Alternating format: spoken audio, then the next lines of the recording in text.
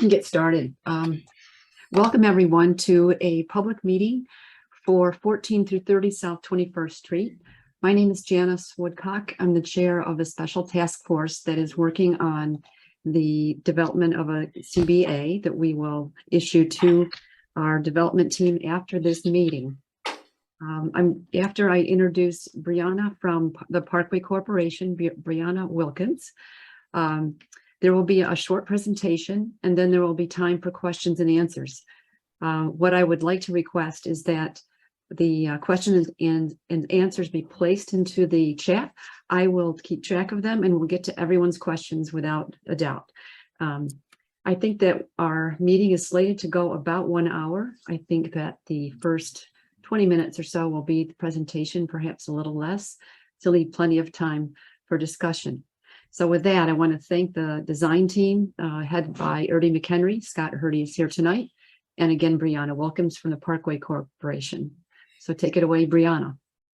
Great, Janice, thank you so much. Thank you to you and your committee for working with us beforehand to get to this point as well. We appreciate your time over the past month or so. As Janice mentioned, my name is Brianna. I'm a VP of Development at Parkway Corporation. I handle our multifamily projects. We're really excited about what we're going to show you tonight at what we're calling 21st in Ludlow. We've hired Erdy McHenry, who is an AIA award-winning architect, you know, from a lot of their projects. Sierra Green, the Southern Poverty Law Center, they did Evo. They've done a tremendous amount of work in Philadelphia. They're headquartered in Northern Liberties. We have Scott Erdy here tonight. As well as some other... Yeah, I guess so. I don't even know how to do that. As well as some other members of his team. And Scott's going to take us through the presentation. Also from our team here will be Ballard Spar, Matt McClure, and Meredith Trago, who are our zoning attorneys. So if there are more specific questions, we can dig into them. And we look forward to a really great presentation and conversation as well. Great. Scott, all you. All right. Well, thanks. I'm Scott Erdy with Erdy McHenry. It's a pleasure to be here. Always enjoy these conversations and getting the feedback from the neighborhood. Can everyone see my screen? Yes. All right, great. All right, well, thanks so much. It's very exciting to be working in this part of the city. The site here is shown in yellow. You see Ludlow Street and 21st Street. Sort of Ludlow goes east-west, one way going east, and then 21st Street, one way going south. It's 1 block south of Market Street, and I think you guys know the neighborhood probably better than anyone. So with that, I'll keep moving forward. Just as a reminder of some of the context as it currently exists, you can see on the left-hand side, we have a plan, Ludlow Street across the top, 21st Street across the right-hand side. We have labeled various pictures that we've taken. This is view 1 on 21st Street looking north. You can see the site exists here, currently a parking lot. It's behind a school, old school, the Van Pelt building. You see the Murano and some other structures. Looking south on 21st Street, you see the condominium building. You see just peeking on the corner here, the corner of Ludlow on the right, and then the parking lot which exists today. The street's not in great condition. It's been paved many times, as you know, but I'll point out that the curb and the sidewalk, or the curb edge and sidewalk, you know, is something that will be recrafted as part of this project. Here you see a view looking down the corner of the site. Ludlow is just to your right, or Van Pelt is just to your right. Ludlow is immediately to your left. You can see there's a little bit of grade change across the site as defined by those walls, but you get a good sense of the building site area. And then looking across the site, looking towards the north, down that little alley, number 4.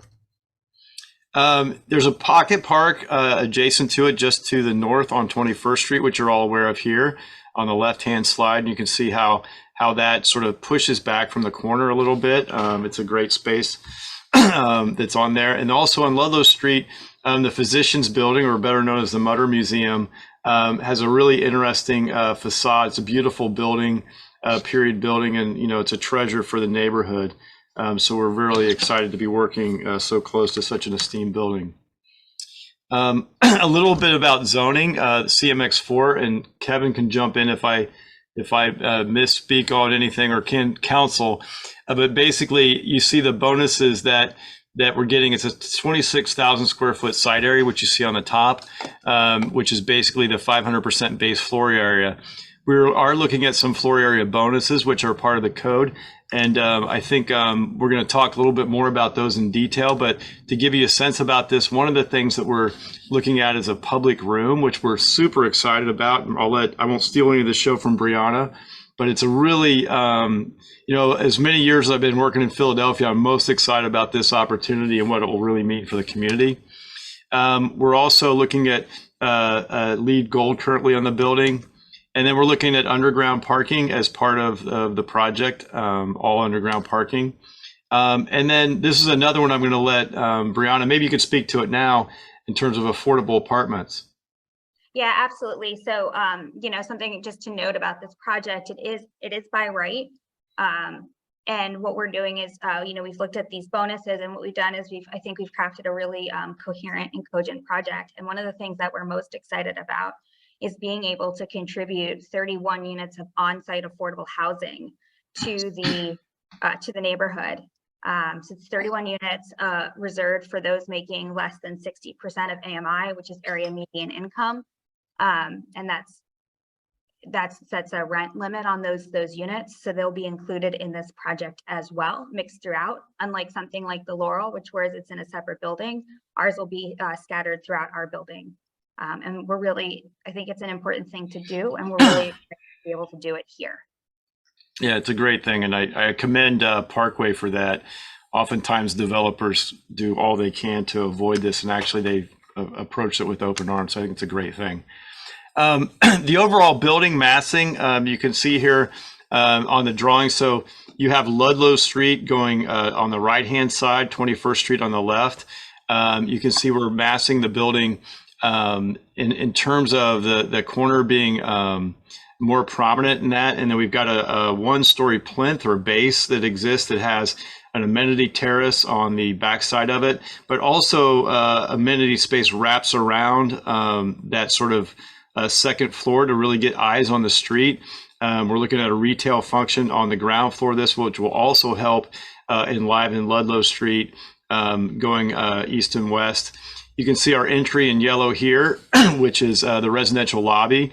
And then in purple, you see the public room. And we're really excited about that because it's going to be an opportunity to really take folks up into the building and give them a wonderful space that will be available for all the aspects that the public room can offer.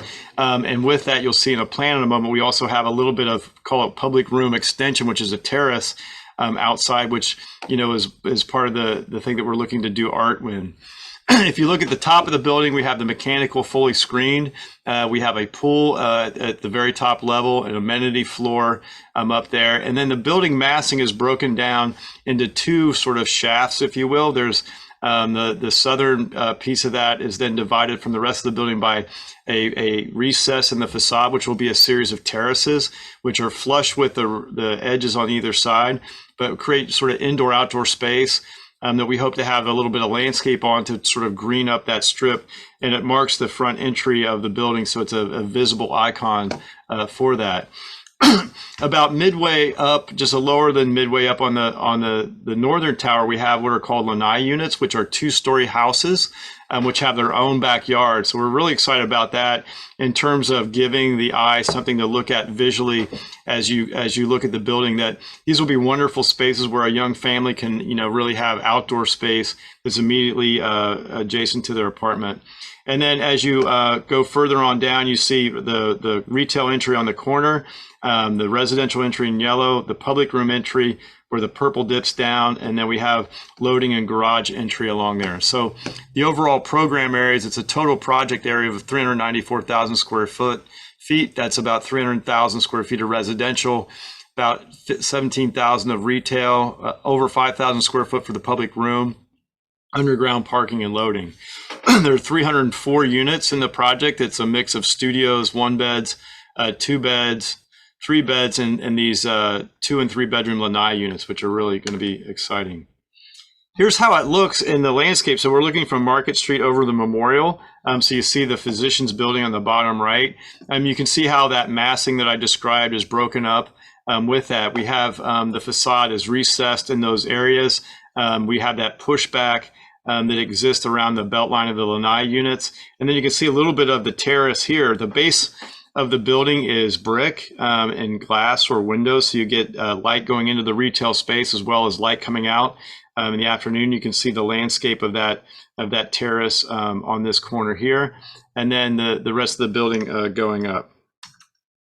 And then here's how you see it sort of in the morning dusk shot. So you see how the facade is articulated by a series of fins, which project 5.5 inches off the facade, and it's sort of a pattern that gives. It's not a repeating pattern, but gives an overall texture to that. And with this, we're really excited about this idea of a vertical neighborhood that this building exists in. And so trying to bring landscape up to the base, up to the lanai units, up the terraces, and even you'll be able to see some landscape at the very top of the building around the pool area. Here you are looking northwest, and you can see it in its context, the Murano building and some other buildings here that gives you a sense of the scale of the building and, really how we're trying to animate that. So your eye really travels up, has a lot to look at, and really a lot to look at the pedestrian level as well. Here's an aerial shot looking northeast. You can see the green roof of the terrace here that's on the above the ground floor, so at the second level. Indoor outdoor access for that space, access off the lobby, elevator lobby there. And here you can see a little bit of the pool space. We're doing on the southern side of the building, so there'll be sort of a landscaped area. We're really trying to get that landscape pushed to the edge so you can see it from a distance. And then the condition of inside outside with some of the amenity space that's on the inside. So this might be a little bit choppy, but I assure you it's very smooth on my screen, but the internet sometimes makes it look choppy. But you can see the building in its context. You can see Market Street here. You can see 21st Street here, and you can see how the building massing is broken out with that sort of belt line at the lanai units. And then the parapet goes on up to screen the mechanical equipment at the very high level.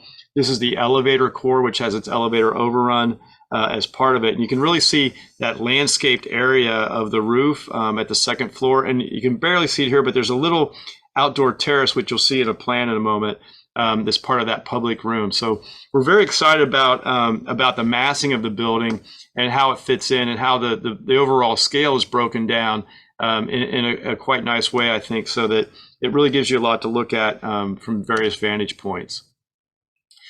This is a public room, which I'll let Brianna talk about. This has been something that I'm very excited about, and Brianna, maybe go into a little bit more detail. Yeah, absolutely. So as part of this project, we're going to be providing a public room. And so this is, we have dedicated on the second floor of the building, which you'll see in plan next, with a separate dedicated access for the public that'll be open mostly all day, 8 a.m. from 9 p.m., where it'll be a public room that we're going to co-program with mural arts. But during the day, we see this as a co-working space for the community. And then at night, people can continue to work in there. Sometimes there will be events. Sometimes there will be art installations. We really see as a new asset to community. The photos you're seeing, I think, are really cool. They're actually from a space in Paris run by Chanel. That's a combination maker space and community space. And when I was thinking this through in my mind, this is sort of what I had in mind. And to find it as a precedent image elsewhere was really cool. Because you see people there, working together during the day. There's seating, there's places for people to come in and interact. They're going to have a big public space. This is an example picture. Yeah, I mean, the coolest thing is Scott came up. I articulated this to Scott. We wanted it to have some energy with mural arts to help program it. With some art and creativity, so you can work around people who are doing amazing things. And then we found these precedent images and we're like this. So Scott, can you go to the panels? I need to explain the panels a little bit better when we get there. But the idea is that during the day, this will be a great space for people to work in, a really public amenity where people can come up, think a park with a roof on it. You can sit at a table, you can do work. There'll be Wi-Fi there. We'll also maybe have a couple artists in residence who may be working on their own projects. You can really, they're really creative space to be around. And then there'll also be a bit of outdoor space attached to it. So we're really, really excited about what this will look like. Great, thanks. So we'll go through a couple of plans. So this is a ground level plan. You can see the residential lobby in yellow, mid-block, the retail space in blue. We have loading and garage entry on the south side. And then the purple is the entry to that public room. So there'll be an open stair as well as an elevator that can take you up there. We want it to be very welcoming. And we're also like sort of pulling artwork down to the street as well as pulling artwork up. So it's going to be a really lively space. So on that, not to interrupt to Scott, but like if you've ever been to Grounds for Sculpture in New Jersey and Hamilton, when you're coming in off of 295 and you start to see these wacky statues that you're like, what are these things? That's when we talk about pulling art to the ground. We want people to realize that this is a space that they're welcome at, start a conversation and bring people up to that second level of the building. Yeah, so up at that second level, you can see here is that elevator arrives at this point at the public room, opens out, and then the stair arrives at this point as well. And so it's it's 5,500 square feet required. We're about 6,500 square feet, but we're also doing an exterior terrace of over 900 square feet, so that public room has an inside-outside effect. We're even talking about where we could station artwork as part of the public art out on that terrace to be seen from the street, but also from the public room. We also have some amenity space for the building up here for the residents in light pink. And you can see there's some doorways that go in and out, a sort of a wide opening wall that will open up. We have an outdoor area here, which would be lawn with landscape, some planting beds for gardeners that would be here, and then also a place to run your dog. So you have a sort of a dedicated dog run. One thing I'm excited about is that the second floor wraps around and we have outdoor terrace space here. So off of that public amenity space, you'll see folks out there working undercover sort of at this loggia level here. And so you'll start to see activity as you walk along the street. So you can look up and see people up there enjoying that space. So it's really going to not be like a solid wall that comes straight down from above, but really something that shows activity and all of that on those levels. So I'll point out a couple of things in the public room. And so it's still, we're still working through the details of it, but there'll be some restrooms up there. You'll see work tables within that space that would be able to be used for either doing artwork or sitting there working as a co-working space, or any type of activity that could be moved. So there could be events in there, things like that. And we're also, working with Mural Arts to look at these little sort of lines that you see on the right-hand side of the plan. For those familiar with the Mural Arts, they've been friends for a while, but the way they create their artwork is on these 40 by 40 inch panels. So what we're creating is a place where they can actually work on those panels, but also display those panels as they're doing their work, so that it's almost like a staging or a live exhibit of what's going on or what's coming next with Mural Arts, which I think will liven up that facade quite a bit. Here's from the corner of Ludlow and 21st looking south. So you see our building here. This is that pocket park along the edge. It's got a nice mural to it. Also, the idea of this setback area along here, which has, landscape and also, spaces where people can use it. This is the corner of the retail at 21st and Ludlow. And then you can see the public room peeking out here. The way we set that building back, you get kind of a facade that faces north as well as one that faces south. So as you're driving south or walking south on 21st Street, you get a glimpse into that corner there as you're walking north as well. And the entire facade is covered that way. So here's a little bit closer view of the entry. So you can see these panels that are both at the public room and also some below at the interstitial space that's above the public room entry and across over the parking entry. But what you see is those start to really activate that space. And we're working on part of the canopy design that would actually have part of that artwork within it as well. So that the idea that those spaces really speak to the street. So you get this horizontal surface leading you up to that. You can see then some of the terraces, folks up here in close proximity. And that artwork is not final yet. Well, that's the architect's rendition of artwork from pictures. So there you go. This is looking along Ludlow Street, so you can see there's going to be a lot more activity along this. So you see there's a very streets apartment. There's a lot of utilities right underneath that sidewalk. So we're going to have some raised planters to get planting along that street. Ludlow Street sidewalk is very narrow, so there'll be some very tight planters along the building. We're hoping to get some greenscape growing up the sides edges of that.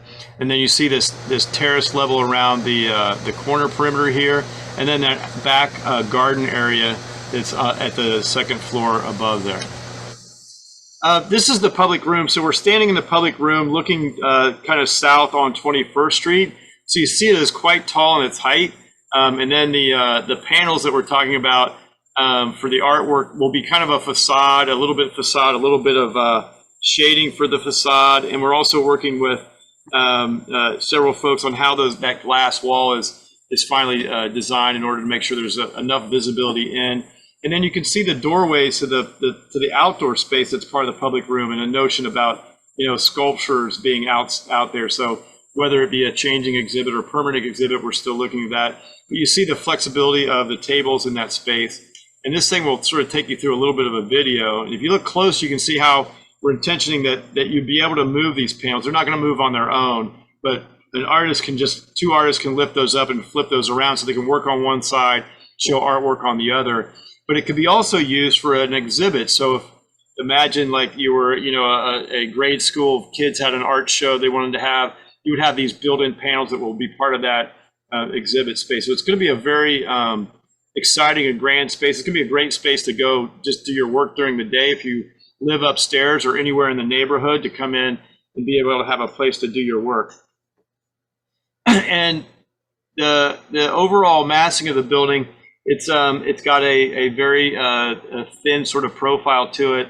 We're articulating with these vertical fins that have varied degrees of location.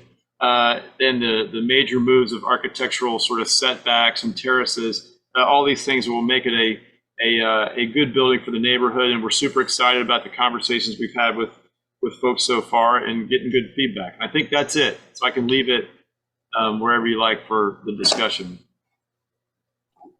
Thank you very much, Scott. We have about 6 questions in the chat, and so it's better for each person to go ahead and ask their question in person. I don't want to take that interaction away. So let me first call on Fran Levy.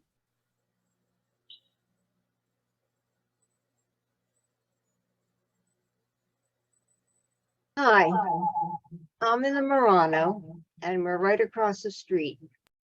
So we have questions about the height of the building, the number of floors of living space, apartments, and how many floors of mechanicals from the living space up to the top of that roof. And also, will it be rental or condo? Thank you. Thank you, Fran. I will answer the first questions and let, it will be an apartment building. We have 31 total stories. So there are 29 stories of apartments. So they start on that second level. Going back, let me go back to the overall. I flew by this pretty quick, Fran, so I'll put this back up because it's got all that data. So we're 377 feet. We are a little shorter than you guys. And we also have the narrow facade facing you. So if you imagine like you are sort of over here, kind of like this, on the other side of Market, but we basically have the narrow side facing you.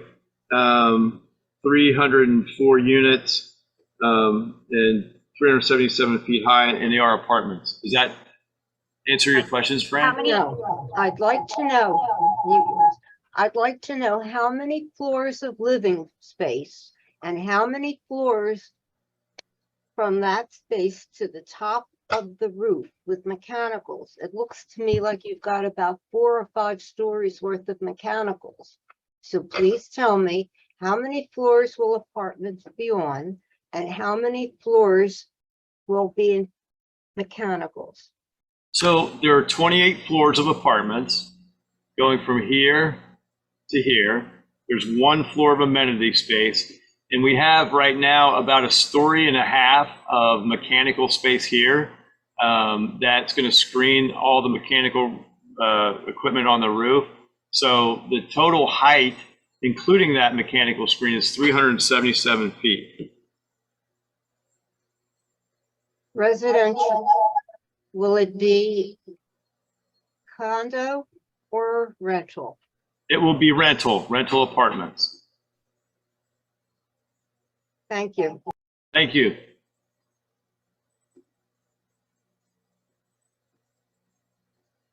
Do you want me, Janice, do you want me to read off the question and go through it? No, I didn't realize I was on mute. I apologize. Okay, we can go on to the next question. This is from Carol's iPad. I'm not sure last name of Carol, but can you tell me, do you know who you are? Hi, so this is, oh, I don't know a video. Hold on. I can't get the, she'll put the video on. Anyway, but just to ask, so the space for the public space, the public rooms, what kind of security would there be there, since you're talking about being open till 9 o'clock at night? Because, you know, Wawa's just closed down because of, I know they aren't selling coffee and stuff, but, you know, Wawa just closed down because of security issues and safety issues for the staff. So what kind of security issues would you be having in the public spaces? Brianna, do you want to answer that? Yes, I can take that. Carol, thank you. That's a really good question. One of the things that we'll have at this building is we are going to have a 24/7 concierge / doorman up front. So they'll service sort of overnight security. And what we'll look to do is, as we program this further, is how we make sure that our team has eyes on that space as well. We are thinking about, in that second level, having there will be somebody stationed there 8 to 9. We're not going to leave that space unattended while it's opened. I think that's important for us as well to make sure that is taken into consideration. Thank you. Yeah, and it has specific hours of operation that's outlined in the code. It's not a 24/7 public room. Yeah, it's 8 a.m. to 9 p.m. But understand the concern. But I mean, you could get people coming in from the street who are hanging around to use the bathrooms up there, which, you know, to me is not a great thing. We share the concern, and we will work to make sure those concerns are addressed and handled. This is Matt McClure from Ballard. If I just jump in, a public room is space that is meant for the public to use, but it's still, at the end of the day, at the control of the landlord and the ownership of the building, just like the Comcast Center's public room. So it's not like publicly dedicated sidewalk. Like, yes, it's got to be open, but it's subject to reasonable rules and regulations of the property owner. Obviously, the maintenance of that space, security in that space is all within the realm of what can be taken care of by the owner here at Parkway. Thank you, Matt. Okay, next would be Ned Levy from the Murano. Ned, are you there? What's the exterior of the building? How's it going to be lighted? The exterior of the building? Right now, there are no plans to light the building as an overall entity. What we are going to have lit are the spaces. So there'll be some very tightly controlled downlighting at the roof terrace up here that will create a pool of light there. So you'll see a little bit of bounce up on that core wall. There'll be lighting that's part of this, that's part of that beltway, or you call it the lanai units, as well as at this terrace here. And then there'll be lighting along here that we're going to spill out. We are going to have probably a little bit more lighting than that along Ludlow Street. So we're going to have light coming from the interior of the retail space, but we're also going to supplement that light along there to make sure that that sidewalk's well lit. How about the amenity terrace? Yeah, that amenity terrace will have lighting that's very specific. Like, I don't know if you've ever seen the lighting that we did on Sierra Green, but it's very, pardon? I have seen that. Yeah, so it's fairly low lighting that's very specific to the, you know, a downlight right to the ground. So it'll be something probably along those lines. So no uplighting? No. Thank you. You're welcome. Thank you, Ned. Okay, next one is from Roger Castellani, apologies. Roger, are you there? Yeah, maybe you answered this already, but what is the total number of floors above ground level? 31 stories. Oh, thank you. And Roger, you also had a question about the timeline. No, I don't. Okay. Next- Hold on, Janice. The Rick Rose, the president, he's on. He want to add to the security question. Okay. Rick, are you there? Can you hear me? Yes. So I want to stress the concerns that I heard earlier in the conversation. The hours of public use from 8 a.m. to 9 p.m. are generous, and I assume you guys are getting a public space bonus, but we have enormous issues, as you all know, with panhandling and homeless in the neighborhood. And what I've heard you suggest in your security plan strikes me as slender to inadequate, given that we spend an enormous amount of time with the police dealing with issues like this. And somebody also suggested that Wawa was facing those issues. And of course, they're leaving on Monday. I'd urge you guys to think further. You're going to have to have a private security force. It's going to have to be robust. It's going to have to be able to physically move people out of the space that you don't want. But then you're going to run into a problem with admitting some people and not admitting others. The public restroom issue is going to bedevil you. All I can tell you is that I deal with this as president of CCRA at least an hour a day, every day. And from what I've seen in your plans, which I commend you for, I don't think you have a response that's adequate to protect this space publicly in the way you want. So I would urge you to rethink this, to do a better job, and to provide a far more robust presence if you are serious about the public space, as I think you are. I don't think your planning is up to the challenges you're going to face. This is Diana. Can I be recognized? Is it about this topic? I have been placing everybody in order of the roughly. It is about this topic. Okay, yes, please. So I'm on the board. I'm on the board of the Broad Street Ministry, and I also think this does need to be thought through some more. And I think we would have some great resources at Broad Street Ministry to talk to you about that on our board, as well as our staff. We have a lot of neighbors who are homeless that live right around this area. Some of them you might want to welcome into the public space, and others you may not want to welcome into the public space, depending on what criterion we have for people entering that space. I don't think that you would want to say, okay, all homeless people in the neighborhood, in our neighborhood, cannot come in. I don't know how you'd actually figure that out. But I would think you would want to set some limits based on behaviors and some of your standards. I think it's a very complicated question. And so I would agree that it makes some sense to think it through more. I love the idea, but I think it's worthy of thinking it through more. I'd be happy to talk to you more about it. If you would appreciate that. Yeah, That would be great.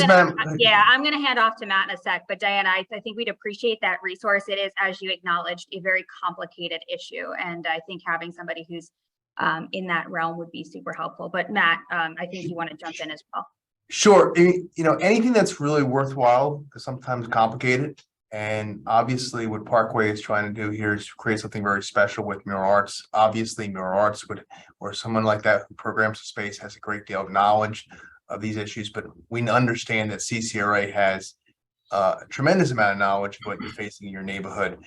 That being said, we do get to control the space as a private entity. We do understand that we are going to have to think through this and refine it and have more of a response when it comes to the security of the space. But note that right now are only at the zoning level. We will continue to work through that issue, and we assume that we will coordinate with CCRA on that issue to make sure that it's a secure space, that it's well protected, and that it's something that's welcoming to CCRA residents and members. Thank you, Matt. There was one other question on security from Claire Donahoe, and before we leave the topic, I wanted to make sure, Claire, that you have had that question answered. No, I didn't. My question is, how will the workspaces be assigned? Will people be reserving them, or will they be on demand? We see it right now as being on demand, like first come, first serve. You know, we're working, as Matt said, we're working within the zoning code, so it's still very broad right now, but first come, first serve. More of a library co-working space, if you could think of it that way. Okay. I mean, this is truly public space. Say I remember studying for the bar exam during a cafe, in a cafe. Obviously, this is not a cafe, but the idea would be it's a place that you can come, like a park or whatever. It just happens to be indoors and you can work it. And it has that amenity. It's a place to come and sit, like a library that way. Okay. And will there be Wi-Fi available? Yes. Okay. Thank you. Thank you. Thanks, Claire. It's actually really kind of neat idea. I mean, obviously, it's how do you make it work is the challenge, but it's a really neat idea that's encouraged by the zoning code, and we're excited to be one of the first private developers to work with this. Obviously, Comcast has done this, but if we're in a residential mixed-use project like this, it's going to be kind of a great amenity, and we look forward to having that conversation with Rick Rose and others at CCRA to make sure this works. Okay, next we want to go to Maya, who has a question about the timeline. Hi, sorry, I don't have my camera on. Yeah, I was just wondering, this is the first of these kinds of meetings I've attended, and I don't quite understand, where you are in the process. I know you're still going to be responding to these issues and reconceptualizing and reformulating things, but do you have a sense of when construction would begin and how long, it would be anticipated to take place? Thank you. Thank you, Maya. The timeline for this process, I'm going to answer your question, and then I'm going to kick it back to Matt to just talk a little bit about the process that we're in, because we're in a public meeting process prior to the civic design review, which is part of our zoning process. So the project is by right, and we anticipate starting late spring, early summer next year. Construction timeline is a little over 2 years. As for the land use process, when Brianna says the project is by right, means we comply with the zoning code. That is that we're not seeking any variances or special exceptions from the terms of the code. So the process is this process that we're going through right now is civic design review, as you know. And as part of civic design review, we're required to talk about all the things that affect the public realm of the building. Not so much necessarily pure development program and issues, but the public realm, how it affects, the operation of what's going on in the streets, pedestrians going by, traffic to some extent, operation of loading docks. All that stuff is relevant to the public realm. It then goes to civic design review. We will be submitting an application to civic design review, which will have plans like you've seen here with a little bit more details that will go to civic design review. And at that committee, there will be a representative of CCRA that is given a seat. And that committee has several design professionals on that committee, and they will also make comment upon the plans. That process, as everyone on the zoning committee knows and CCRA's board knows, is really an advisory only process. That being said, Parkway is a stakeholder, so your opinions matter to us, and obviously we will be taking into a lot of the input that we have here in how we refine the project as we go forward. Thank you for those clarifications, both of you. We only have a few questions left. One is from Paul. Can we make the slides available? Yeah, let us just go through it and we can make what we deem public available. Thank you. Next is another question on lighting from Norman. Norman Gutsright. Norman, are you there? Yeah, I'm here. Many of the new buildings going up in the city are providing accent lighting on one or more of the floors. Is that intended for this building? When you say accent lighting, do you mean like the LED strips and stuff? Exactly. It is not. There will be no LED accent strip. I think I described a little bit earlier. Our intention is to light the spaces of the building. For instance, there's going to be this nice terrace that wraps around here that will have a little bit of a glow to the light. The public room itself will have a little bit of glow. The retail will have a little bit of glow out to the street on each side. And then the terraces of the lanai unit will have a little bit of glow. So you'll see that soffit, but not like any accent lighting per se, like lighting on the building. You'll see some light sort of spilling up this the back of that elevator core on the outside adjacent to the park, but nothing like accent lighting or anything super attention grabbing. I think that the neighborhood is a great neighborhood, and I think this building will be a good neighbor, especially on the lighting. Very good. And I'm not going to share my opinions on the LED strips on some of the other buildings in town. I think we get the drift. Yeah. Last question's from Antonia. You want to go ahead from the College of Physicians and the Mutter Museum? Hi, good evening, everyone. First of all, I think the design is absolutely stunning. I've been in the neighborhood working there for 30 years, and I think this will be a beautiful addition to the area. Naturally, our concern is we are right there, right next door. Van Pelt is an alleyway more so than a street. As Brianna knows, because she was kind enough to meet with us last week. That is our only accessible area. So we are concerned about access down Van Pelt for individuals to get there in a safe manner, and just right next door or a daycare. So we wanted to make sure that was addressed. Also, we are concerned about vibrations and distractions to our everyday activities. We house priceless motor collections and our historical medical library. Our building is built like a fort, but again, we are concerned about digging, 2 levels down for parking and what that may do to vibrations, and how that will be monitored and how we can work together. We have events 24/7, weddings. So I think our world for 2 years is going to seem a little bit disrupted. If you could just address these concerns that we have, and maybe others at this meeting. And Tony, it's Matt McClure. If I may just jump out. Obviously, thank you for the great comments about the architecture. We couldn't agree more. Regarding issues that are, that happen because of construction of properties, whether it's digging, whether it's staging of construction, vibrations and stuff. I am sure the Parkway will be able to work out those details with the college, and that's the type of stuff that we work out with all landowners that are abutting properties. So I assume the Parkway will continue to have good conversations with the college on such issues.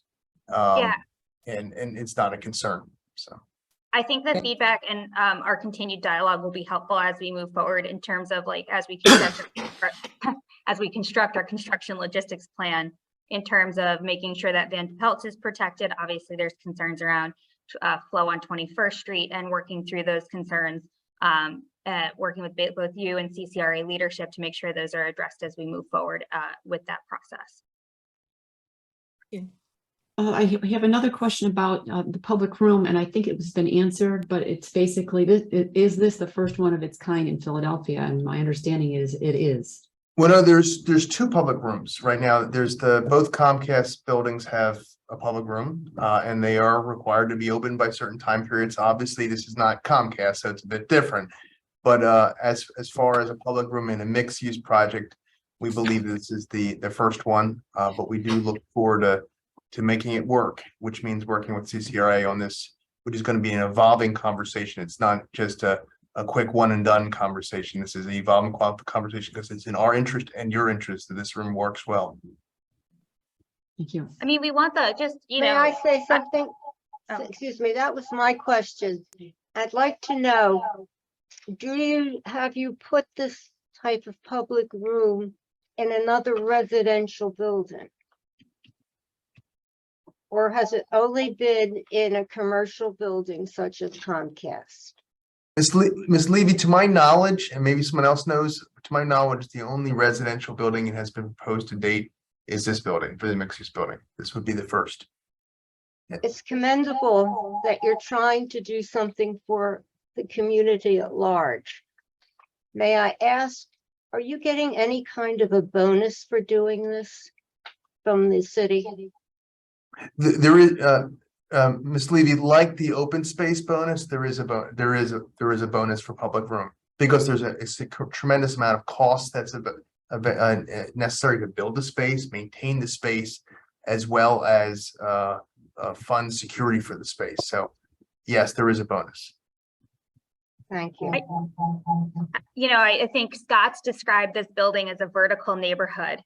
And when we look at this, you know, with the bonuses that we're using, the way that we're programming this, we're trying to create something that, you know, the ground floor, you're a resident who lives in here, or you're a member of the public, you're going to be able to engage with our retail, go in and see the art or work during the day. Or if you live here, you go up to your apartment and maybe you hang out in the public space and meet a cool artist or interact with your neighbors. And we're going to have apartments here that are going to be affordable to teachers and artists and other people who are living, nurses, and UPenn staff members who can't afford to live in the neighborhood right now, and trying to just create a really cohesive vision of how development can be done in Philadelphia. I think people don't do it the right way sometimes. So we're trying to do something here.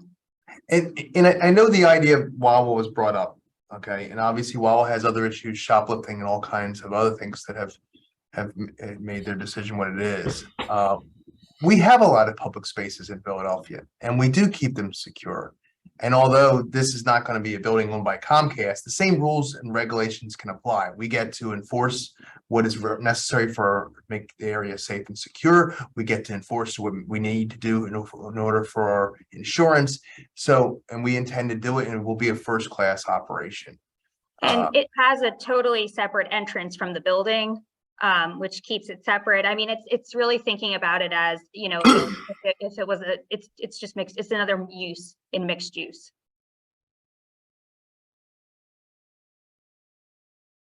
There's a question from Ned Levy on parking. Yes, how many parking spaces will there be? And are any of the spaces going to be for the public, or are they all for the residents and employees? The project requires the project is going to have 109 spaces, and they are for the project themselves. So that is the entire project, 109 spaces. Thanks. They're not for accessory uses. I understand. Okay, there's a question from Carol on, again, the public space.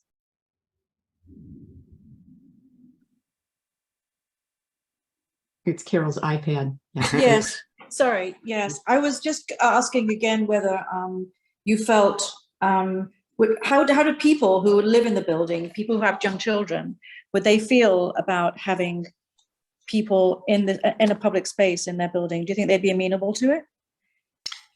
I'll answer that. I think that we have a separate entry to it. So it's not like you're up in the building. It's almost as if it's a neighboring building, almost the way the entry works.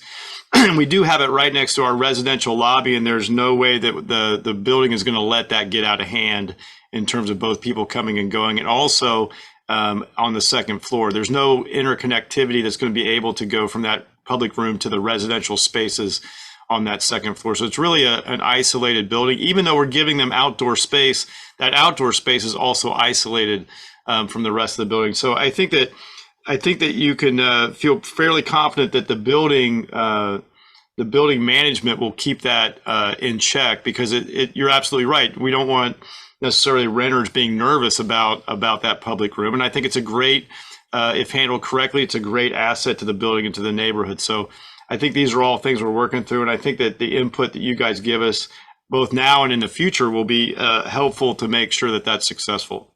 Yeah. Okay, and, and one other thing was, like you said, there's like 300 apartments. Is that Yes. correct? And Yeah. 109 spaces. Uh-huh. So does that mean that you only expect that two-thirds of the people would have cars? Well, it's 10 more than that are required by zoning.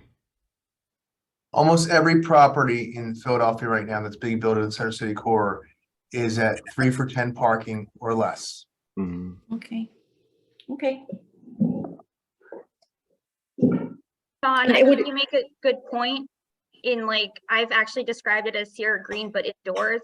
And I just want to note, like, we're like, nobody is incentivized more than us to figure out the security of this. And we are going to work very closely with you to do that. And we'll look at all the resources that are available to make it safe. And that's the other reason, one of the reasons why we wanted to not, if we just did this per code, it could just be an empty room, right? It could just be the lobby of Comcast and nothing ever happens. And so, with the Jacobs things of having some eyes on the street, by having Mural Arts helping us program that and having it be a little bit more active, we hope that that helps as well in a softer sort of way. But you're giving us a lot of, like, you're crediting us for being very idealistic as developers, and you got to think of us as like the mean developers. And when we're excited to work with you to make this a really great amenity to the building and the community without it becoming a nuisance. Well, I want to thank everyone, both the public and presenters and Parkway. I did put my email in the chat. If you have any further concerns or questions that you want the task force to consider as we're winding up our work, please feel free to email me. And again, it's jwoodcock@woodcock-design.com, and we will pay attention. I also have, in addition to having this recording, I've taken minutes and I will be sending them to our task force for review. The next opportunity that you will have to have public input would, I believe, be the Civic Design Review. As again, this is as of right project, and there will not be any zoning hearings or variances to deal with. I don't know, Scott or Brianna, if you want to say a few words in closing, but I welcome you to do so. I don't know who wants to have the last word more, me or Scott. You're the boss. We appreciate you guys taking the time tonight. We're really proud of this building and what it means for the neighborhood and community.